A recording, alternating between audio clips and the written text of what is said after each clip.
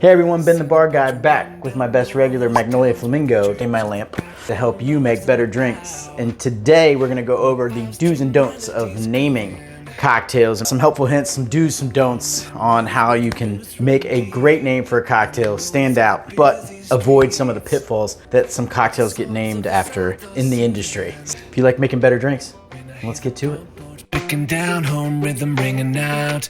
I don't run from banjo music. Yeah. Okay, everyone, we're gonna start with the negative. What don't you wanna do when you're coming up with a name for your cocktail or something you came up with or your bar came up with?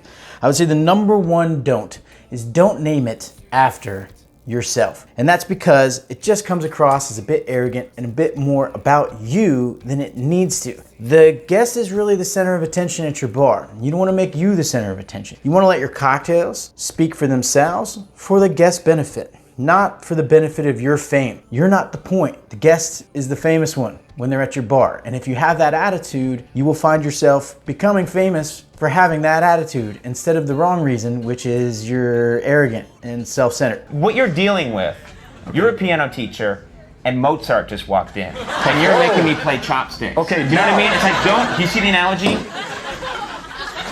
Okay, that's good. A good example of this would be a great bartender named Phil Ward in New York who worked at Death & Co. and was probably the most well-known bartender to have worked there. Phil Ward, to this day, is still one of New York's finest productions. However, Phil was famously a bit self-centered. In fact, they came up with an award show about just how self-centered he was, and people were giving awards. It was essentially a Razzies making fun of Phil Ward because he was so about Phil Ward. Phil Ward loved him some Phil Ward. And so when he was coming up with a cocktail name for probably his most well-known cocktail, he was basing it after the last word, which is a famous 1955, I believe, Detroit Athletic Club cocktail with green chartreuse and gin. Now Phil decided he wanted to use whiskey, an outstanding variation, as well as lemon juice instead of lime juice. I can't recommend it enough. But rather than just use the obvious name, the final word, based on the last word, he decided to call it the final Ward, W-A-R-D. And now I have to explain to every single bartender who ever makes this drink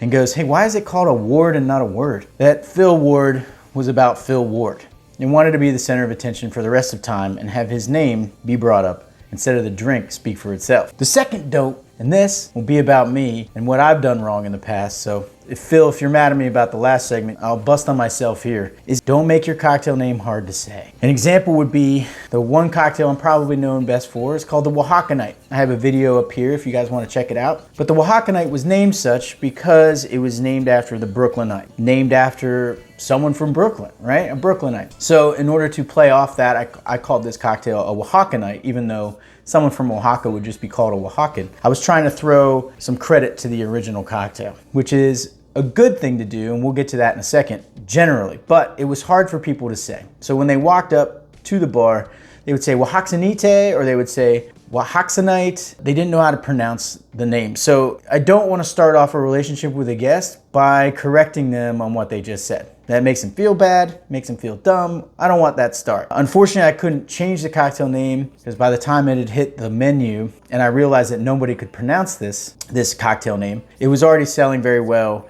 and people liked it, so we kept the name. But if I could go back and change it when I was coming up with the cocktail, I probably would have just come up with a better name that people could say easier. All right, don't number 3, don't make it a sentence, okay? 2 to 3 words, max. Just make it simple and succinct. There really isn't a whole lot more you need to say about this. Just, again, it goes back to just make it kind of easier to say so that people can get it out, you can get the order in, and go about your business. All right, and lastly, this is a little more subtle and lesser known. Don't number your cocktails unless you are the source of the cocktail number 1. And what I mean by that is sometimes people might say, oh, I like the Corpse Reviver number 1. I like the Corpse Reviver number 2. I'm gonna come up with a Corpse Reviver number 3. You can't do that. And the reason is that the Corpse Reviver is basically the intellectual property of Harry Craddock and or the Savoy Hotel and the Savoy Cocktail Bar. the American Bart, the Savoy. You don't want to go around numbering a cocktail that isn't yours. It's not really appropriate for me to say, I'll come up with a daiquiri number 9 or a Corpse Survivor number 3, because it's not mine to name. So it's a very subtle thing, something you want to keep in mind though, because I had fallen into that temptation, and Sasha, my mentor, was very clear that I would come across poorly to people in the know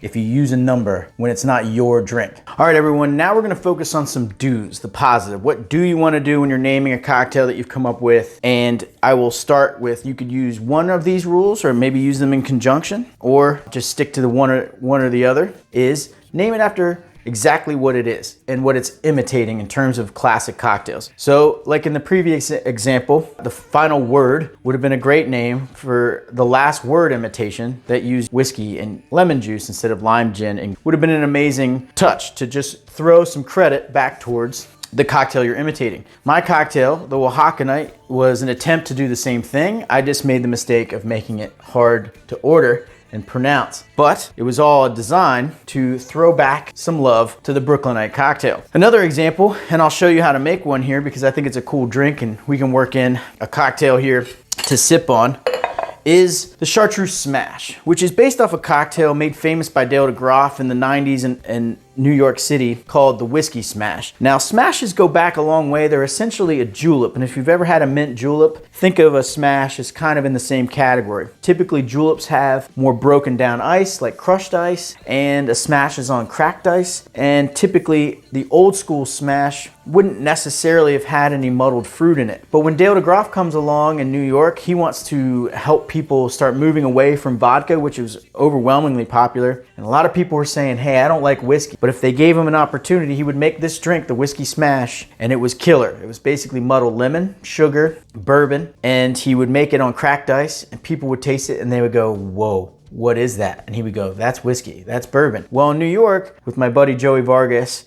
at the John Dory one day, we wanted to make a smash recipe, but with chartreuse. So we came up with the Chartreuse Smash. And we didn't change the name, we just named it the Chartreuse Smash based on we were basically imitating, the Whiskey Smash. So this is how you make a Chartreuse Smash real quick. You're gonna take lime wedges that you've cut roughly a lime's worth. I think 5's a good number, but you really want to focus on how juicy your lime is. If it's really juicy lime, maybe use 4, or maybe use 5 instead of 6.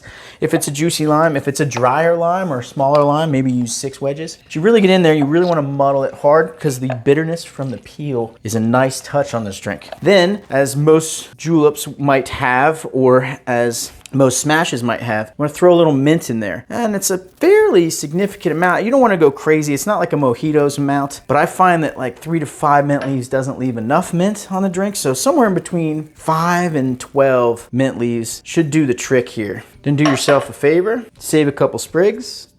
As such, put them together. You know, this is 3 sprigs put together of mint that I had in the yard today. That's gonna be our garnish for later. Now when we muddle this mint, we want to be much more gentle than we were with the lime. So it's just like a little twist. You can see I'm only using my fingers when I muddle this. If you macerate mint, if you cut the mint, you get a bitterness that's not so delicious. If I want a touch more lime juice to balance this out, which I do, I'm gonna add about a ½ ounce of lime juice, just to round out the lime we need to balance the sugar, because chartreuse, especially green, is very, very sweet. And because it's very, very sweet, we're gonna need a little more lime juice just to balance it out and still have enough alcohol in the drink that someone can pay $12 and not feel upset. I'm also gonna add a little bit of sugar, only a ½ ounce, because again, chartreuse is very, very sweet and we don't wanna go crazy with that. Now we're gonna add an ounce of chartreuse. Chartreuse being 110 proof, we are going to now cut it with gin, also 1 ounce. So we don't want to use nothing but chartreuse because we'll overpower the drink and we'll send people home hammered. And we don't want to do that either. So that leaves us with a 1-on-1 cut split on the recipe. Now the preparation for a smash is pretty specific. Then we're going to do what the Milk and Honey bartenders call a peasant style shake. Essentially what we're doing is a quick shake with cracked ice that then gets dumped into the glass immediately. It's a very quick preparation if you're good at cracking your ice cubes.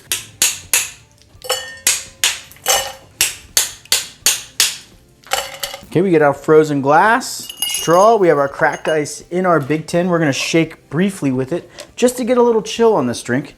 We don't need a ton of water added because the ice is really gonna do that for us, okay? And here's a little trick. We want to layer in the ingredients here. So what I like to do is use this tin to pour until one lime comes out. Then we're going to dump the rest of that into the glass.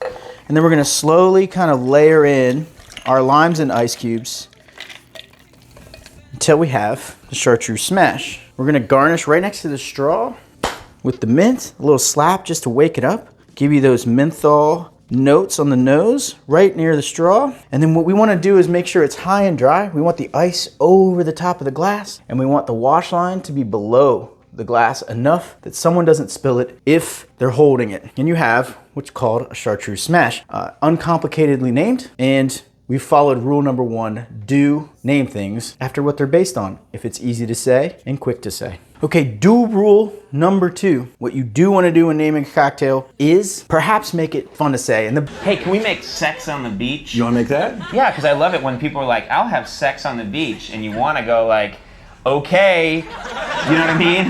Yeah.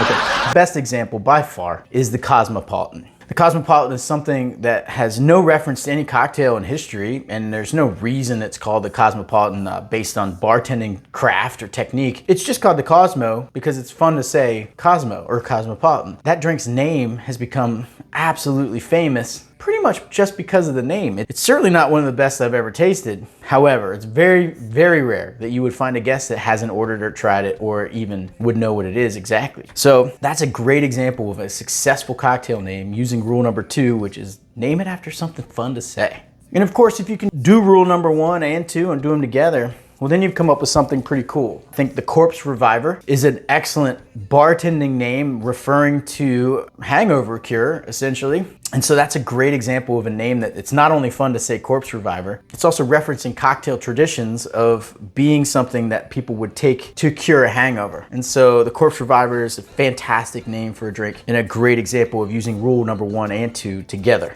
All right, guys, that's all I have on naming cocktails, a few helpful hints. Let me know in the comments if you have any ideas about what is or isn't a good thing to do when naming cocktails. Maybe you can add to my list of do's and don'ts. If you have any funny names, drop them in the comments. I hope you guys have a great day. To better drinks. Love you, mean it. Have a good one.